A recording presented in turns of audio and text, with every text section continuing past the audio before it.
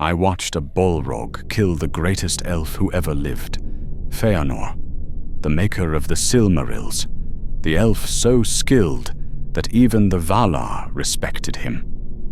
I watched him fight 5 demons at once, and I watched him die anyway. 400 years later, I watched the same Balrog kill the High King, Fingon the Valiant, leader of the last great alliance. I watched that demon capture him, torture him in front of both armies, and break him before finishing him.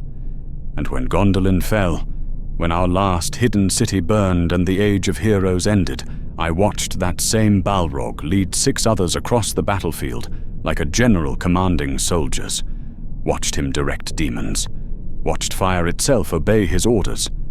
His name was Gothmog, Lord of Balrogs, High Captain of Angband, Morgoth's champion, the demon who made other demons afraid. Everyone talks about the Balrog in Moria, the one that woke in the deep, the one that fought Gandalf on the bridge, the demon of shadow and flame that took a wizard to kill.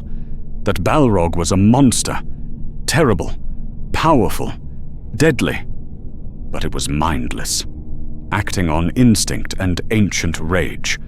It woke because dwarves delved too deep. It attacked because that's what Balrogs do. It fought Gandalf because he challenged it, and it died because Gandalf was smarter.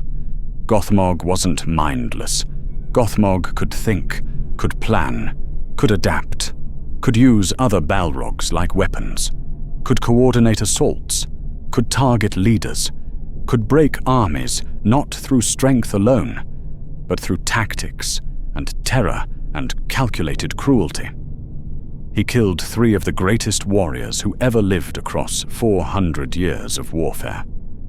Killed them not through superior strength, though he had that, but through superior strategy, through understanding how to exploit weakness, through knowing that breaking hope was more effective than breaking bodies. The Balrog in Moria was a weapon, terrible but limited. Gothmog was a general, a demon with Morgoth's intelligence, fire that could think, and that made him the most dangerous thing in all of Middle-earth. I'm going to tell you about the 3 times I saw him, the 3 battles where he appeared, the 3 times he taught us what real terror looks like when it has intelligence behind it. And I'm going to tell you about the elf who finally killed him, who grabbed a demon with bare hands and dragged it to death even as his own flesh burned, who ended the Lord of Balrogs when kingdoms had failed to stop him. This is that story, the story of Gothmog, and the story of why, 5,000 years later, I still wake up some nights hearing the screams of heroes dying in his flames. The story of the Balrog who scared Balrogs. My name was Lycolassa, green leaf. My parents named me that because I was born in spring, under flowering trees in Valinor, in a time when the world was young and darkness was just a memory from before creation. That world is gone, has been gone for 5,000 years. But I remember it. I'm one of the last. Who does? I was young when Morgoth returned to Valinor. Young when he killed the 2 trees and stole the Silmarils. Young when Fëanor swore his terrible oath and led the Noldor back to Middle-earth to reclaim what was taken. I followed because I was young and stupid and full of righteous fire. Because Fëanor was the greatest elf who'd ever lived, and following him seemed like following the sun itself. Because I thought courage and skill could defeat any evil. I was wrong. So wrong. But I didn't know that yet. We crossed the sea, burned our ships behind us, Fëanor's command, making retreat impossible, forcing us to win or die trying. We landed on the grey shores of Middle-earth and marched north toward Angband, toward Morgoth's fortress of iron and shadow, toward a war we thought we'd win in months. The first battle came fast. Morgoth sent an army south to meet us, Orcs, thousands of them, black-armored and cruel and screaming hatred in languages that hurt to hear. We thought we were doomed. We were so few compared to the horde approaching. Maybe 3,000 elves against 10,000 orcs. Impossible odds. We destroyed them. The Noldor weren't just warriors. We were artists of combat. We'd trained under the greatest masters in Valinor. We'd spent centuries perfecting the art of war as if it were music or poetry. Our movements were precise, our formations unbreakable. Our blades sang as they cut through orcish armor like it was paper. I killed my first orc that day, and my second, and my 10th. Lost count after that. It was easy. Almost too easy. They were vicious but clumsy, strong but predictable. They died by the hundreds, and we barely lost anyone. By sunset, the orcish army was broken, fleeing north, leaving their dead behind. We stood on the field, surrounded by bodies, and for the first time since landing in Middle-earth, we cheered. We'd won. Feanor had been right. We could do this. We could defeat Morgoth. We were invincible.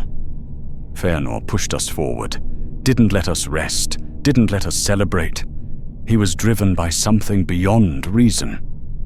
The Silmarils consumed his thoughts. He had to get them back, had to reach Angband, had to confront Morgoth, had to reclaim what was his. So we marched through the night. 3,000 elves following Feanor deeper into enemy territory, chasing the broken orc army, pressing our advantage. We were strung out, tired, overconfident, not watching our flanks properly, making mistakes that veterans would never make. But we weren't veterans yet. We were young and victorious and invincible. That's when it appeared. I saw it first. I was near the rear of our column, still young enough and low-ranking enough to be stuck in a bad position. I looked back the way we'd come, and I saw fire on the horizon. Not campfire, not torchlight. Something else, something bigger. Orange and red and wrong. Moving, coming toward us. Something's following us, I called to the warrior next to me. Thalos. He'd trained with me in Valinor. He was better with a blade than I'd ever be. Probably just orcs, he said. Stragglers from the battle. But his hand went to his sword anyway, because deep down, we both felt it. Something was wrong. The air felt heavier, hotter. The ground beneath us seemed to vibrate with each step the thing took. The fire got closer and closer, and then it crested the hill behind us, 20 feet tall, maybe more, wreathed in flames that burned without fuel, without wood, without anything but pure malice. Its body was shadow given form, not flesh, not solid, but somehow real anyway.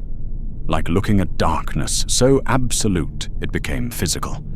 It carried a whip of fire in one hand, a sword of shadow in the other. Both blazed with heat I could feel from 300 yards away, and it was looking at us, at our column, at 3,000 elves stretched out along the road, looking at us with eyes that were pits of flame, eyes that saw and calculated and chose targets.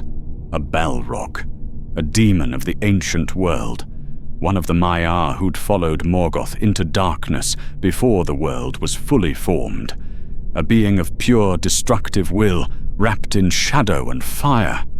I'd heard stories. Everyone had. But hearing about Balrogs and seeing one are entirely different things. "Shield wall," someone screamed. I don't know who. Maybe Thalos, maybe me, maybe all of us at once. We formed up. 300 warriors at the rear of the column, shields locked, spears forward. The defensive formation we'd drilled 1,000 times in Valinor, the tactic that had never failed us. The Balrog charged.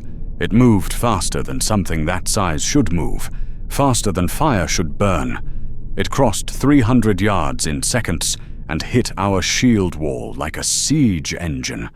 The first rank died instantly. Just died.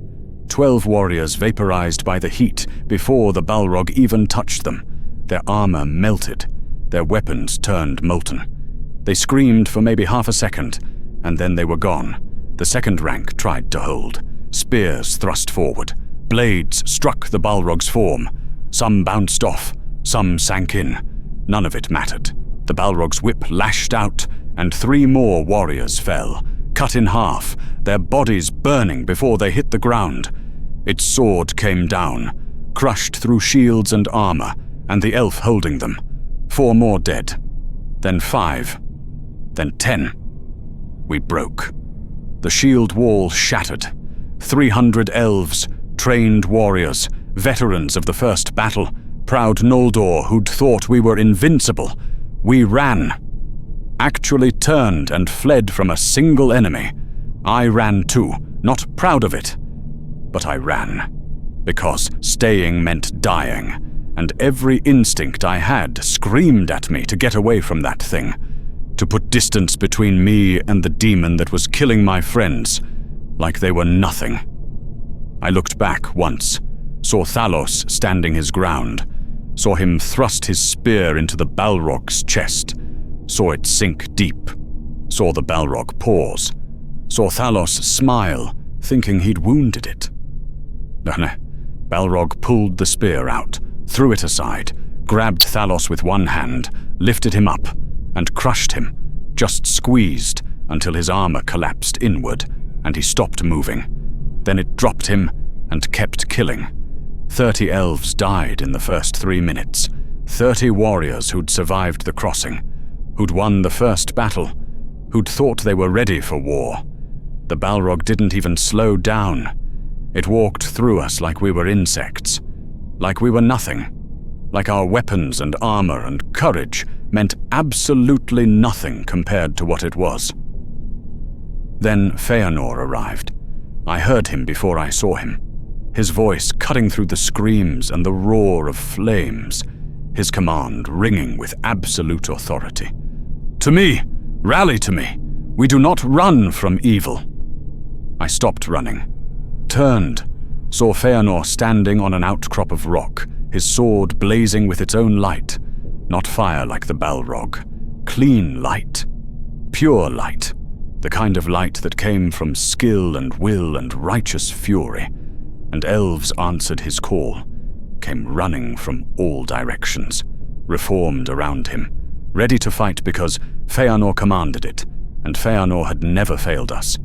The Balrog saw him, actually stopped killing the fleeing warriors and turned its attention fully to Feanor, like it recognized him, like it knew who he was and what he represented, and it charged. Feanor met it head-on. I've never seen anything like that fight. Never will again. Feanor moved like water, like wind, like something that couldn't be touched. His sword was everywhere at once, parrying the Balrog's blade, cutting through its whip, striking its form again and again. And the Balrog bled. Actually bled. Not blood. Fire. Molten light that dripped from wounds and burned the ground where it fell. Feanor was hurting it, was making a demon feel pain. The Balrog's whip caught Feanor's leg, burned through his greave. He stumbled. The Balrog's blade came down, and Feanor rolled away, came up fighting, kept attacking. They fought for what felt like hours, but was probably minutes. Feanor wounded it 12 times. The Balrog never landed a solid hit. Feanor was winning. Then 4 more Balrogs came over the hill, 5 demons, 5 creatures of shadow and flame, all converging on Feanor's position. The cheer that had been building in our throats died. We'd thought we had a chance, thought Feanor could win. But this? We ran forward anyway. Hundreds of us, charging to help, to save him, to die beside him if necessary.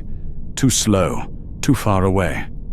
We were 300 yards distant, and Feanor was surrounded by 5 Balrogs, and we couldn't reach him in time, but Feanor didn't need us, didn't wait for us. He attacked. Alone against 5 demons, and he attacked. His sword flashed, cut one Balrog across what passed for its face, made it reel back, turned, struck another in the chest, made it stumble, it spun, parried a blow from a third. He was magnificent, the greatest warrior who'd ever lived, fighting 5 demons at once and somehow not dying immediately.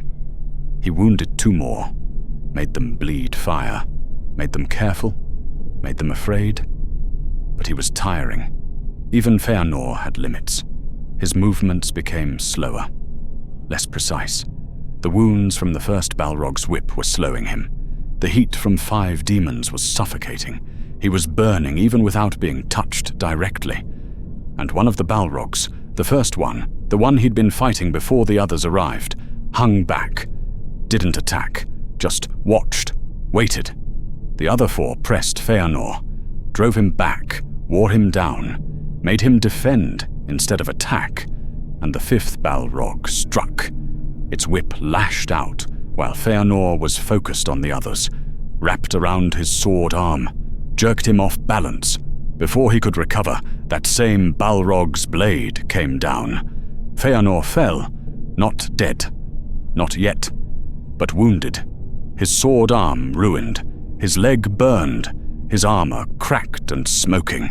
He tried to stand and couldn't, tried to raise his sword with his offhand, and the weapon was too heavy. The Balrog stood over him, the one that had hung back, the one that had waited for the perfect moment while the others did the work. It spoke, in a voice like grinding stone and crackling fire. Words in the black speech that I didn't understand then. But I learned later. I made myself learn. Made myself understand what it had said to Feanor in his last moments. You burned bright, elf, but all fires die, and yours ends now. Then it raised its blade and brought it down, and Feanor, maker of the Silmarils, leader of the Noldor, the greatest elf who'd ever lived, died on a hillside in the grey waste between the sea and Angband.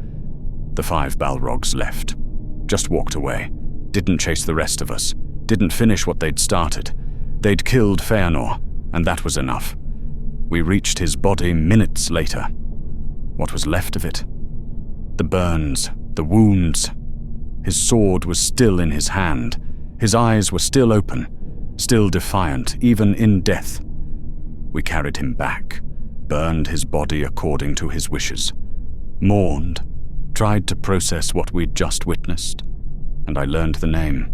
The other elves who'd been closer, who'd had better vantage points, who'd watched the whole fight, they told me about the 5th Balrog, the one that had hung back, the one that had waited while the others tired Feanor, the one that had struck at the perfect moment.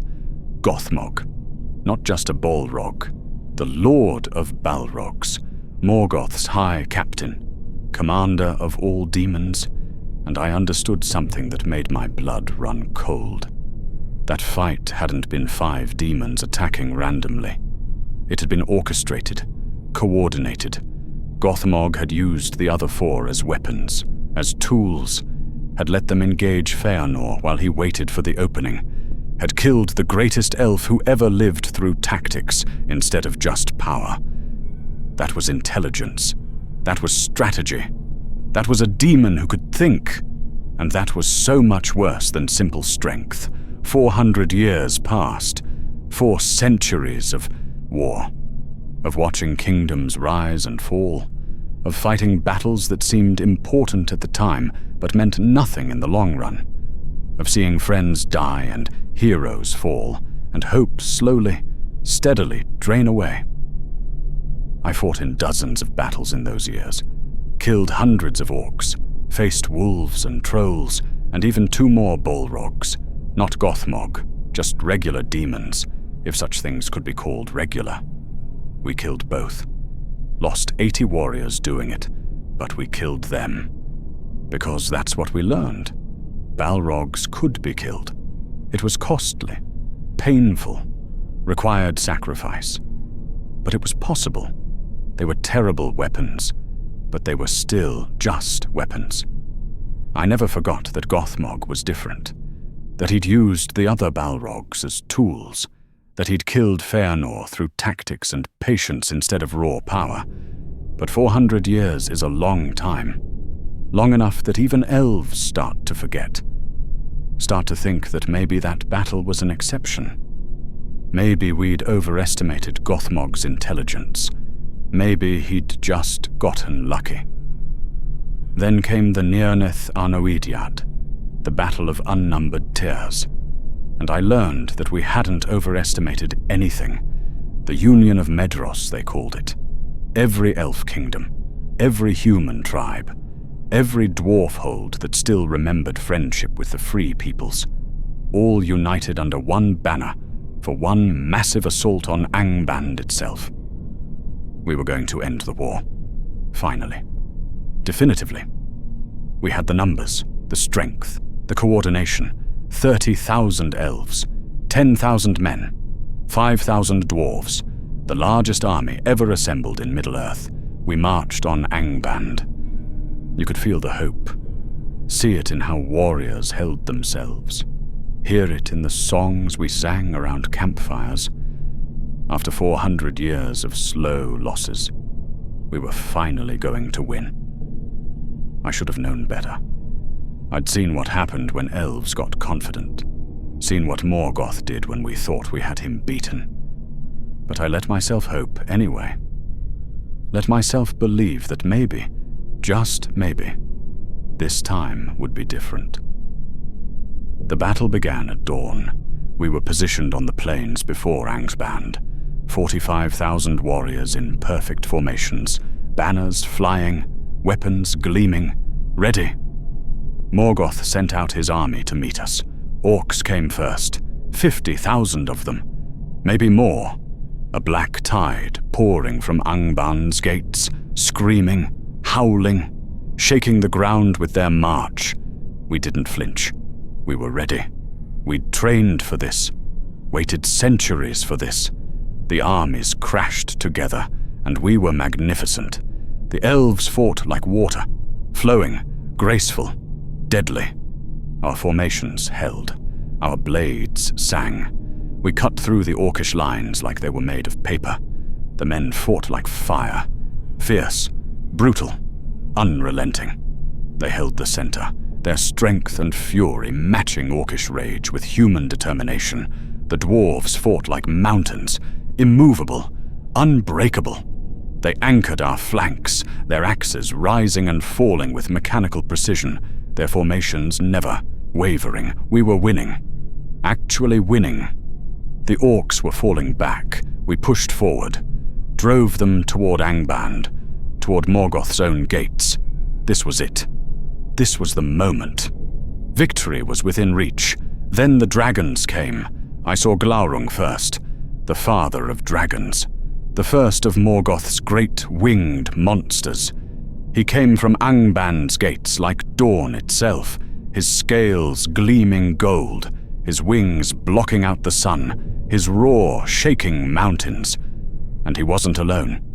A dozen others flew with him, smaller, younger, but still dragons, still fire made flesh, still death on wings.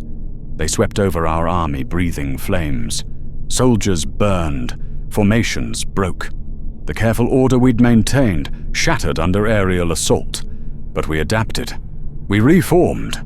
Archers focused fire on the dragons, killed 2, wounded 3 more, drove them back. We could still win. The dragons were terrible, but we could handle them.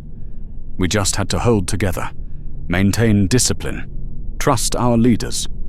Then the Balrogs came. Not 1, not 5, dozens of them, pouring from Angband like lava from a volcano.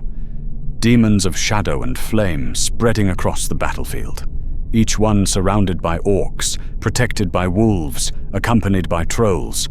I felt the hope drain from our army, felt the shift from confidence to doubt to fear. One Balrog had killed Feanor, 5 had nearly broken our army 400 years ago. How were we supposed to fight dozens? But then I saw something that made my blood freeze. The Balrogs weren't attacking randomly. They were positioned, spread out across the battlefield in a deliberate pattern. Moving with coordination, operating like military units. Because Gothmog was commanding them. I saw him. 400 years older, but unchanged. Demons don't age, don't grow weaker, don't forget. He was exactly as I remembered. Huge, dark, burning with flames that made other Balrogs look dim. And he was directing the assault, pointing, giving orders in the black speech, using the Balrogs like siege weapons, placing them where our formations were strongest, using their fire to break our lines before the orcs even engaged. It was brilliant, horrible but brilliant. He wasn't just unleashing demons. He was deploying them strategically, using them to maximum effect, turning mindless weapons into coordinated forces. Our lines buckled, began to crack. The left flank collapsed when 3 Balrogs hit it simultaneously from different angles. The center held, but barely. The right was getting pushed back toward broken ground where our formations would fragment. And through it all, Gothmog commanded, adapted. When we reinforced one position, he shifted his demons to attack another. When we tried to concentrate forces against a single Balrog, he'd send 2 more to flank us. He was thinking, planning, fighting us like a general fights an army instead of how a demon attacks in rage. Fingon saw what was happening, understood that we couldn't win a battle of attrition against an enemy that could adapt. We needed to break their command, needed to kill the leader directing this coordinated assault. He rode toward Gothmog, Fingon the Valiant, High King of the Noldor. 400 years of warfare had made him one of the greatest warriors in Middle-earth. He'd killed dragons, had slain Balrogs, had led armies to victories that should have been impossible. He rode toward Gothmog, and 300 elves followed him, his personal guard, the best warriors in our army, a strike force designed to kill the demon general and break Morgoth's coordination. I was 200 yards away. Couldn't reach them in time, could only watch. Gothmog saw them coming, didn't retreat, didn't call for support, just watched Fingon's charge approach with what looked like satisfaction. The strike force hit Gothmog's position, 300 elves against 1 Balrog and the orcs surrounding him. The orcs died in seconds. Fingon's sword blazed with light as he struck Gothmog. The blow landed, cut deep, made Gothmog stagger. For one moment, I thought we'd done it. Thought Fingon had killed the Lord of Balrogs. Thought victory was possible. Then 4 more Balrogs emerged from the smoke, surrounded Fingon's force, closed the trap. It had been bait. Gothmog had positioned himself deliberately, used himself as bait to draw in our High King, and Fingon had taken it. The 4 Balrogs attacked Fingon's guard. 300 warriors tried to hold, tried to protect their king. They lasted maybe 5 minutes, died to the last elf, gave Fingon every second they could. But it wasn't enough. Gothmog's whip lashed out, caught Fingon's horse, brought it down. Fingon rolled free, came up fighting, his sword blazing. He cut 1 Balrog, wounded another, drove them back with the fury of a High King who knew he was going to die but refused to make it easy. Then Gothmog struck him, not to kill, to capture. His whip wrapped around Fingon's legs, jerked him off his feet.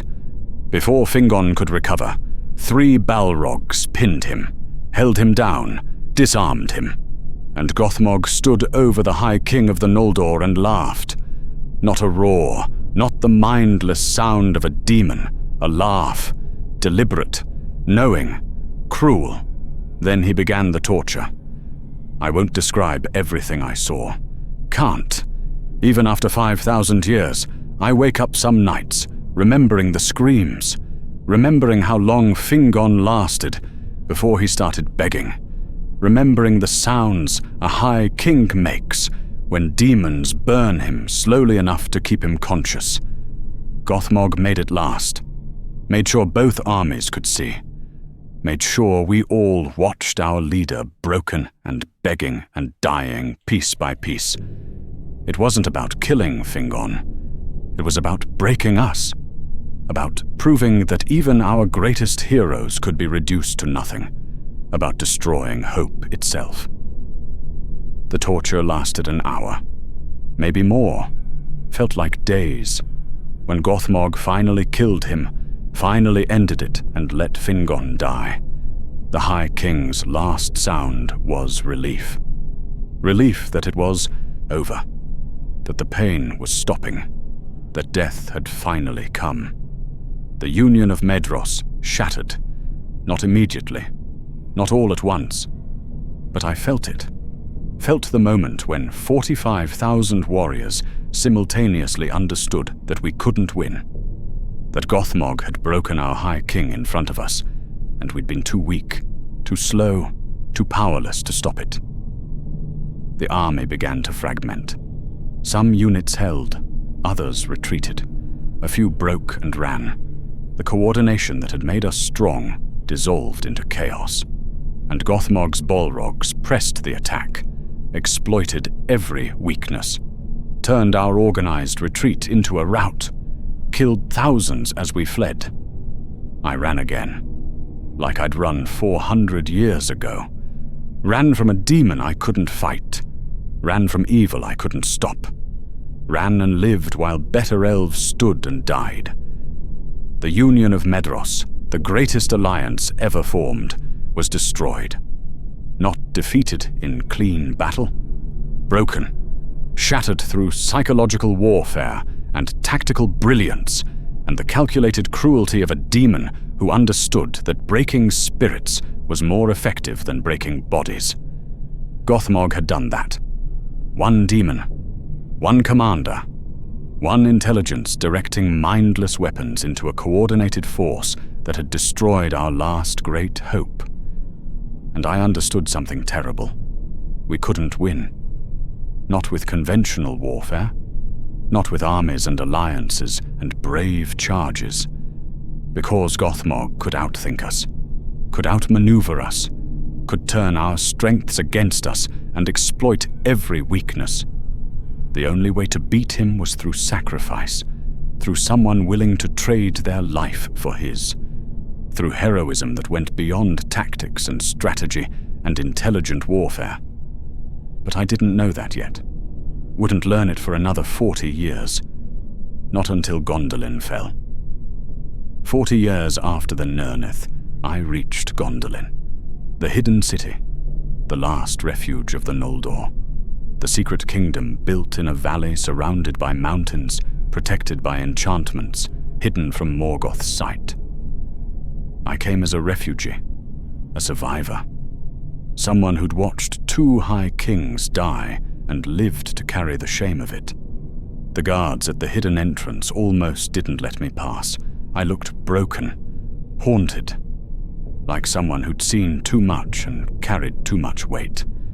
They let me in anyway, because Gondolin's purpose was to be a refuge, a place where the survivors of Morgoth's wars could rebuild, could remember what the Noldor had been before darkness consumed everything.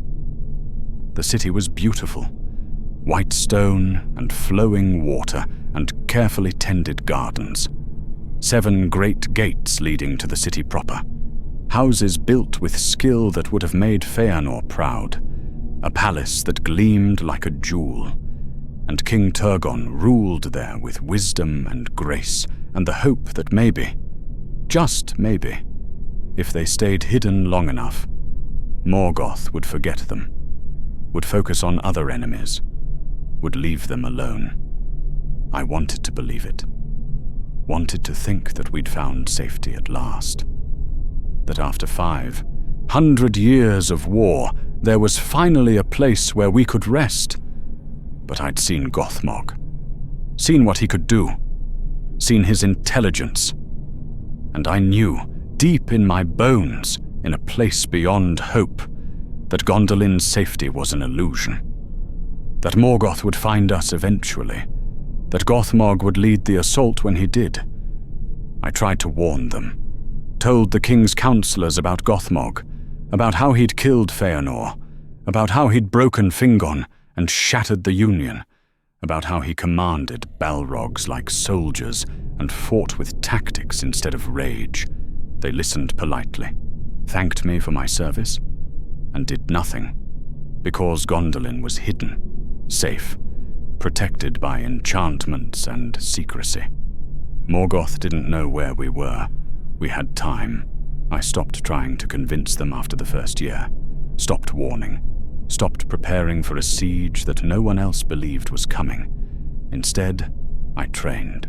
Every day, practiced with sword and spear and bow, kept my armor maintained, kept my weapons sharp, kept myself ready. Because I knew that one day I'd wake up and see smoke on the mountains and know that our time had run out. That day came 30 years after I arrived in Gondolin. I woke before dawn, couldn't sleep, restless for reasons I couldn't explain. Walked to the eastern wall and looked toward the mountains, and saw fire, not sunrise. Too early for that. Not campfires. Too big. Too many. Too wrong. An army, Morgoth's army, surrounding the valley, surrounding our hidden refuge. Somehow, impossibly, he'd found us. The alarm bells rang. Warriors rushed to the walls. Citizens panicked. King Turgon emerged from the palace looking like he'd aged a century in the night. We'd been found. After 500 years of hiding, we'd been found. And as dawn broke, I saw the army properly. Orcs beyond counting, covering the mountains like ants.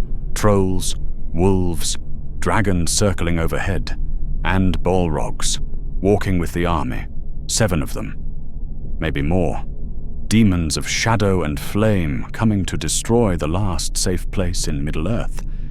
And leading them, of course leading them, who else would it be, was Gothmog. 540 years after he'd killed Feanor, and I was seeing him for the 3rd time.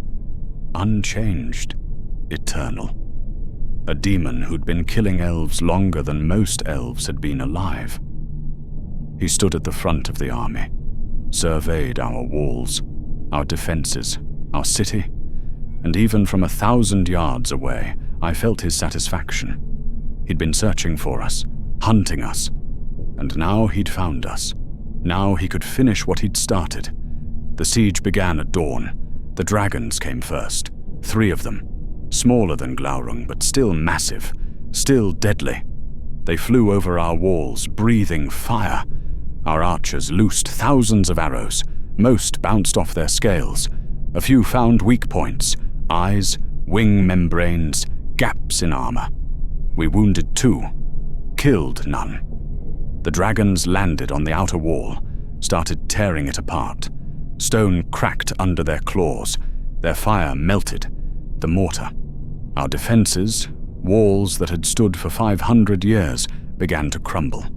Then the Balrogs came, not attacking randomly, positioned. Gothmog had spread them along our walls, each one assigned a section, each one with a specific purpose. The first Balrog reached the main gate, the great entrance to Gondolin, solid oak reinforced with iron, built to withstand a siege. It started burning through. The heat was visible from 1,000 yards away. The gate began to glow. Then smoke. Then actual flames. The iron melted. The wood turned to ash. The Balrog just stood there, patient, methodical, burning through our defenses while its flames did the work. Rog led the defense. One of our great lords commanded 50 of our best warriors. They charged out through a side gate, attacked the Balrog from behind while it was focused on burning the main entrance. I watched from the wall, watched 50 elves, trained warriors, veterans of the wars, brave beyond measure, attack a demon. The Balrog turned, saw them coming. Its whip lashed out, and 3 elves fell. Its sword swept through their formation, and 5 more died. Rog himself attacked, his axe blazing with enchantments, and struck the Balrog in the chest. The blow landed, bit deep, made the Balrog stagger. For one moment I thought they might do it. Thought 50 elves could kill 1 demon. The Balrog grabbed Rog, just reached out with its free hand and grabbed him, lifted him up, and crushed him. Rog's armor crumpled. His bones broke. He stopped moving. The Balrog threw his body at the remaining warriors. They broke, ran. All except 10 who stood their ground and died within seconds. The Balrog went back to burning through the gate. 40 elves dead. The Balrog barely slowed. The gate still falling. I heard fighting from the eastern wall. Turned. Saw another Balrog had breached there. Was in the city streets, killing everyone it saw. Warriors, civilians, children. Demons don't discriminate. Ecthelion of the Fountain led the response. One of King Turgon's greatest lords. One of our best warriors. He'd survived the Nirnith, had fought in a dozen other battles, had killed orcs and wolves, and once even wounded a dragon. He gathered 100 warriors, his personal guard, the House of the Fountain, some of the finest fighters in Gondolin. They formed up, charged into the streets, surrounded the Balrog. I couldn't see the fight from my position, but I heard it. Heard the screams, heard the roar of flames, heard the sound of weapons striking demon flesh, heard warriors dying. It lasted maybe 10 minutes, then silence. Then Ecthelion emerged from the smoke, wounded, burned, but alive, and behind him, the Balrog was dead. Actually dead. Killed by coordinated assault. 80 warriors had died doing it, but they'd killed a Balrog inside our city. For one moment, one brief, desperate moment, there was hope. If we could kill one, we could kill the others. We could hold. We could survive. Then 2 more Balrogs breached the walls. 1 in the north, 1 in the south. Both started killing. Both started burning. Both unstoppable. And Gothmog entered the city. He didn't come through a gate, didn't break down a wall. He just walked through the western wall. His flames were so hot that the stone itself melted around him. He carved his own entrance and walked into Gondolin like he owned it. And the other Balrogs followed, not attacking independently, following him, taking positions around him, moving like soldiers in formation. I was in the main square when I saw it. Saw 6 Balrogs, 7 minus the 1 Ecthelion killed, moving together. Coordinated, organized, led by Gothmog like he was commanding a military unit. It was the most terrifying thing I'd ever seen. Worse than Feanor's death, worse than the Nirnith, because this was proof, absolute, undeniable proof, that Gothmog had turned demons into an army, had taught mindless weapons to fight with strategy, had made fire itself think. Our last defenses crumbled. The city was burning. The streets were full of orcs and Balrogs and death. King Turgon was fighting near the palace, trying to organize a retreat, trying to save who we could. But we were losing. Had already lost. It was just a matter of how many would die before the end. Ecthelion saw Gothmog, recognized what he was, understood that if Gothmog lived, if he kept commanding those Balrogs, everyone would die. Not just warriors. Everyone, women, children, every elf in Gondolin would burn. He didn't hesitate, didn't call for support, didn't form a plan, just charged. Ecthelion of the Fountain, 1 elf, against Gothmog, Lord of Balrogs, who'd killed Feanor and Fingon, and led the assault that was destroying our last city. I was 200 feet away, close enough to see, too far to help, could only watch. They fought in the square, in the center of burning Gondolin, surrounded by death and destruction and the end of everything we'd built. And Ecthelion was magnificent. His sword blazed with light, pure light, the opposite of Gothmog's flames. He moved like water, like wind, like something that couldn't be touched. He struck Gothmog. The blade bit deep, cut through shadow and flame and whatever substance Balrogs were made of. Made Gothmog bleed fire. Made him feel pain. Gothmog's whip lashed out. Ecthelion dodged, rolled under it, came up striking, hit Gothmog again, made the demon stagger. For the first time in 500 years, I saw something in Gothmog's eyes that wasn't confidence or cruelty or calculated intelligence. I saw surprise, maybe even respect. This elf was actually fighting him, actually wounding him, actually presenting a threat. Gothmog attacked seriously, not toying, not conserving strength. Fighting like this mattered, like Ecthelion was dangerous enough to require his full attention. His sword came down. Ecthelion parried. The impact drove him to one knee. Gothmog's whip wrapped around his leg, burned through armor and flesh. Ecthelion screamed, but he didn't fall, didn't surrender. He cut the whip, pushed himself up, attacked again, even as his leg bled and burned. His sword found Gothmog's chest, drove deep. So deep I thought he'd killed him, thought the Lord of Balrogs was finished. Gothmog grabbed the blade, held it there, burning his own hands to keep the sword from going deeper. His other hand came up, struck Ecthelion across the face, sent him flying. Ecthelion hit the ground hard. His sword clattered away. He was wounded, burned, disarmed. Gothmog stood over him, raised his blade. This was it. The end. Another hero dead. Another legend killed by the demon who couldn't be stopped. Ecthelion grabbed Gothmog's leg, not to beg, not to plead, to attack. He grabbed the Balrog, grabbed fire and shadow with his bare hands, even as his flesh burned, and pulled himself up. Gothmog tried to shake him off, struck him with the pommel of his sword, tried to burn him loose, but Ecthelion wouldn't let go. Climbed up Gothmog's body like climbing a cliff. His hands were burning, his arms were charring. He was dying and he knew it, and he didn't care.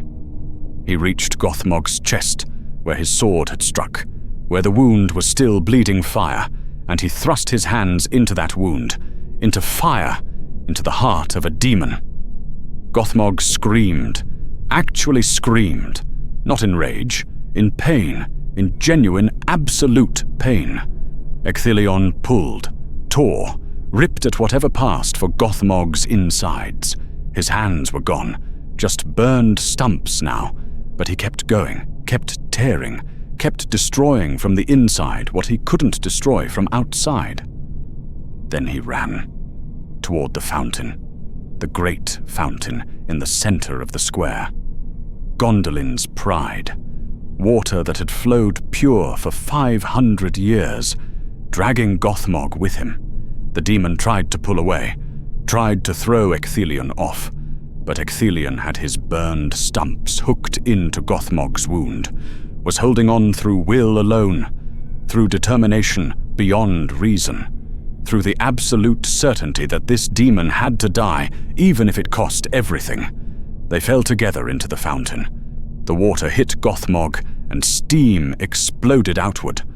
The sudden cooling cracked his form, made his flames sputter, made his shadow body fracture like broken glass. Ecthelion grabbed his sword. His hands were gone, but he grabbed it anyway, clamped his teeth around the hilt, and drove it into Gothmog's throat, and held it there. Gothmog thrashed, tried to rise, tried to escape, but Ecthelion wouldn't let go. Even as the demon's flames burned him, even as his own body failed, even as death came for him. He held on, kept the sword in place, kept Gothmog pinned in the water where his flames couldn't sustain him, kept him there until the thrashing stopped. until the flames died, until the Lord of Balrogs finally died. They died together in that fountain, Ecthelion and Gothmog, the elf and the demon, the hero and the monster. And when we pulled them apart, when we recovered Ecthelion's body hours later, his jaws were still locked around his sword, still holding it even in death, still making sure the demon couldn't escape. That's what it took to kill Gothmog. Not strength, not skill, not tactics, but absolute, total, complete sacrifice. Someone willing to trade not just their life, but their death, to die in agony, holding a demon down so it couldn't harm anyone else. Ecthelion killed the Lord of Balrogs, ended the demon who'd killed 2 high kings, stopped the intelligence that had coordinated every major victory Morgoth had won in 500 years. But it was too late to save Gondolin. The other Balrogs kept fighting, the orcs kept coming, the dragons kept burning. Without Gothmog's coordination, they were less effective, less organized, but still deadly, still enough to break us. We evacuated who we could, maybe 1/10 of the population. Everyone else died. The city burned. The last refuge was destroyed. I survived again. For the 3rd time, I survived when everyone braver died. Escaped with the refugees. Watched Gondolin burn behind us. Carried the memory of Ecthelion's sacrifice, of what it cost to kill the unkillable. And I understood finally what made Gothmog different, what made him worse than every other Balrog, why he was the most dangerous thing in Morgoth's arsenal. It wasn't his strength, it was his intelligence. The Balrog in Moria was a monster, terrible, powerful, but reactive.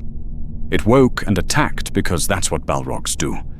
It died because Gandalf was smarter and sacrificed himself to stop it. Gothmog was different. Gothmog could think, could plan, could adapt, could learn, could command, could turn other Balrogs into coordinated units, could fight wars instead of just battles. Morgoth had dozens of Balrogs, but he made Gothmog their lord, their commander. Because Gothmog was what happened when you took a creature of pure destructive power and gave it Morgoth's own intelligence. That's why even other Balrogs feared him.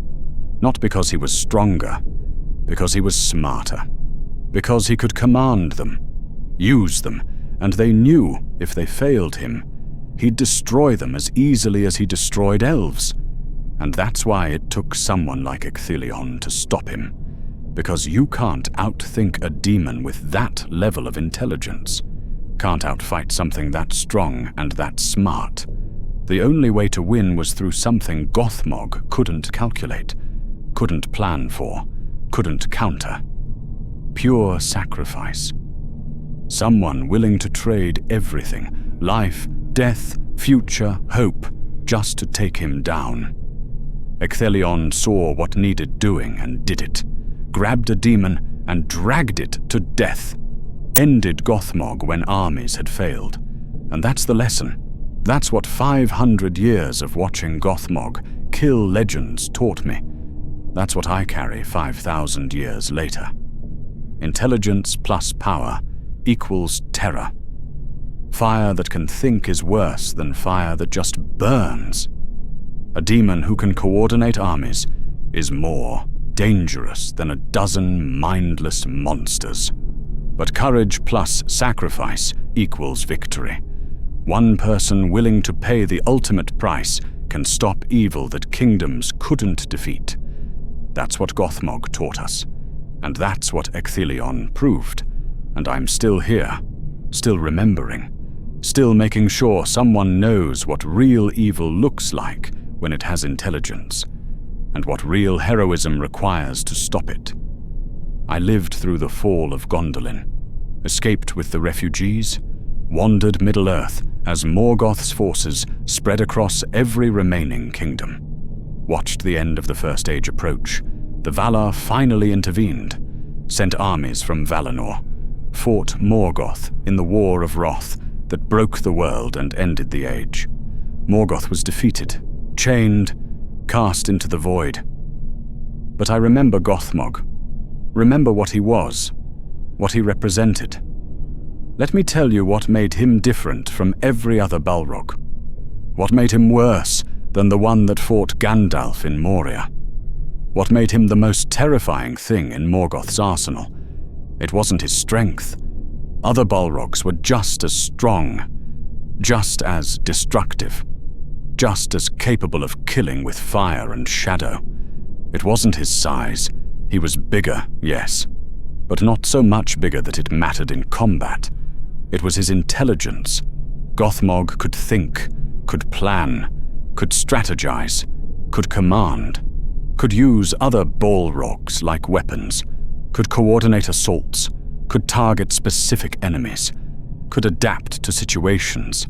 The Balrog in Moria was a monster, a terrible, powerful monster. But it was reactive. It woke up and attacked, because that's what Balrogs do. It fought Gandalf because Gandalf challenged it. It died because Gandalf outsmarted it. Gothmog wouldn't have died that way. Gothmog would have used the terrain differently, would have brought support, would have trapped Gandalf and killed him efficiently instead of fighting honorably. Because Gothmog understood warfare, understood that winning mattered more than fighting well, understood that dead enemies couldn't learn from their defeats. He killed Feanor using other Balrogs as support, let them tire Feanor while he waited for the perfect moment. That's not how mindless demons fight. That's how generals fight. He killed Fingon through psychological warfare, captured him, tortured him publicly, broke our morale before finishing him. That's not instinct, that's strategy. He led the assault on Gondolin, using Balrogs as coordinated units, positioned them, directed them, used them to maximum effect. That's not rage, that's tactics. Morgoth had dozens of Balrogs, but he made Gothmog their lord, their commander, their leader, because Gothmog was different, was more, was what happened when you took a creature of pure destructive power and gave it intelligence. That's why even other Balrogs feared him. Not because he was stronger, but because he was smarter, because he could command them, control them, use them, and they knew that if they failed him, he'd kill them as easily as he killed elves. Morgoth understood something that most people don't. Power without intelligence is limited. You can only destroy what's in front of you. But power with intelligence, that can destroy everything, can plan, can adapt, can win wars instead of just battles. Gothmog was Morgoth's greatest weapon, not because he was the strongest demon, but because he was the smartest. The one who could think like a general, who could turn other weapons into coordinated forces, who could break not just armies, but hope itself. And Ecthelion killed him. One elf, one warrior, one sacrifice. Ended the Lord of Balrogs and saved everyone who survived Gondolin's fall. People ask me sometimes why we won. How the Free Peoples defeated Morgoth when he had dragons and Balrogs and armies beyond counting.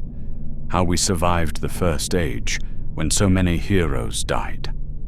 I tell them about Ecthelion, about the elf who grabbed a demon with bare hands and dragged it to its death even as his own flesh burned, about the sacrifice that killed the most dangerous thing in Morgoth's arsenal.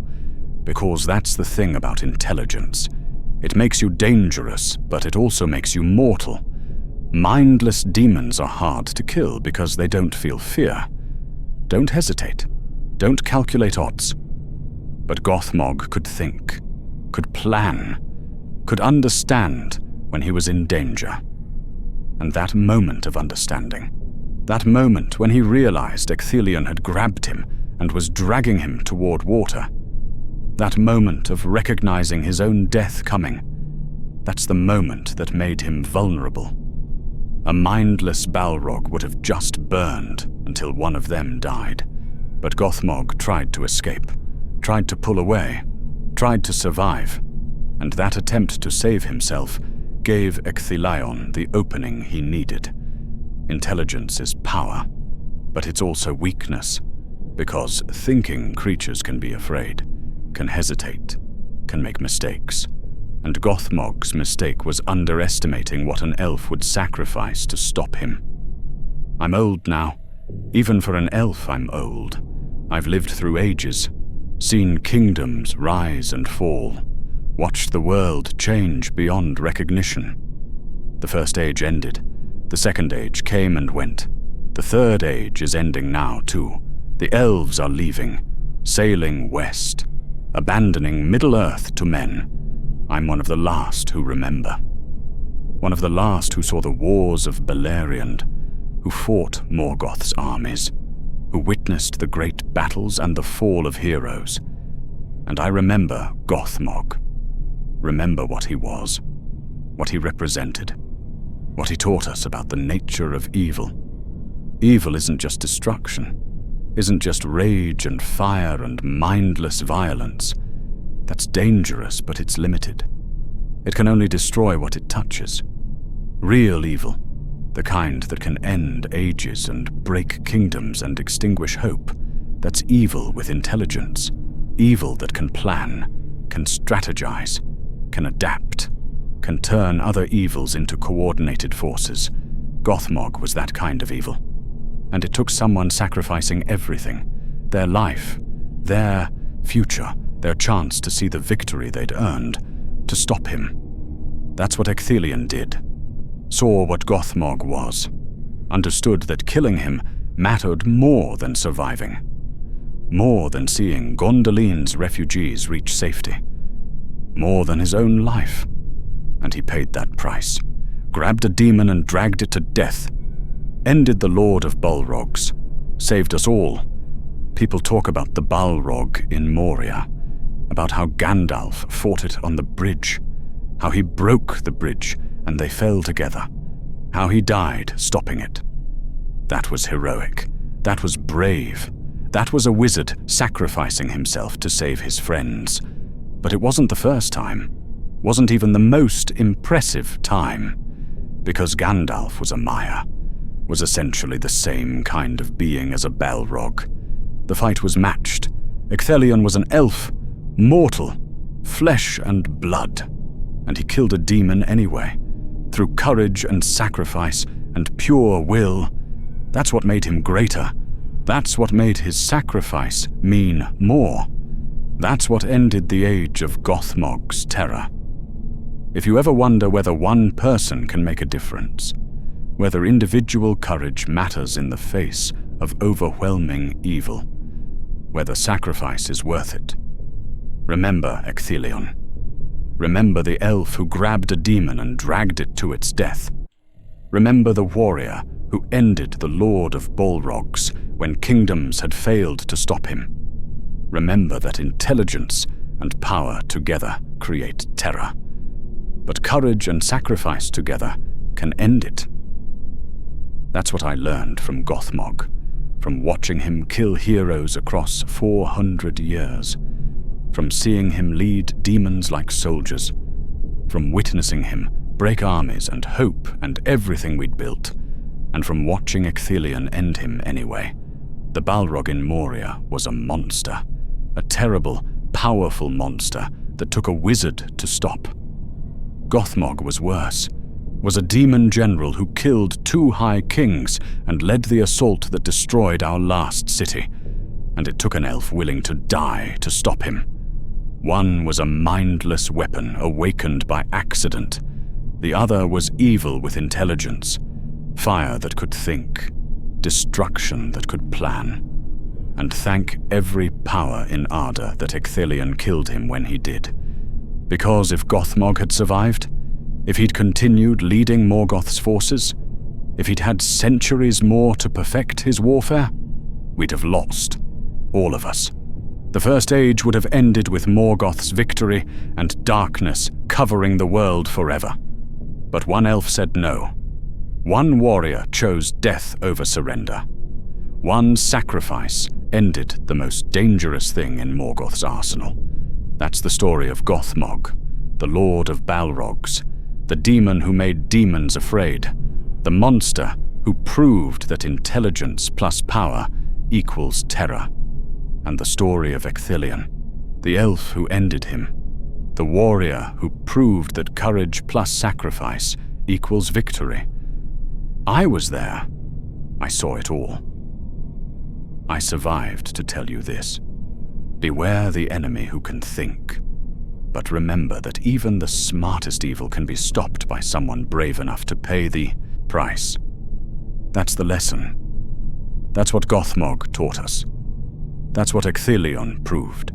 And that's why I'm still here, thousands of years later, making sure someone remembers, making sure the story survives, making sure people understand what real evil looks like and what real courage requires to stop it.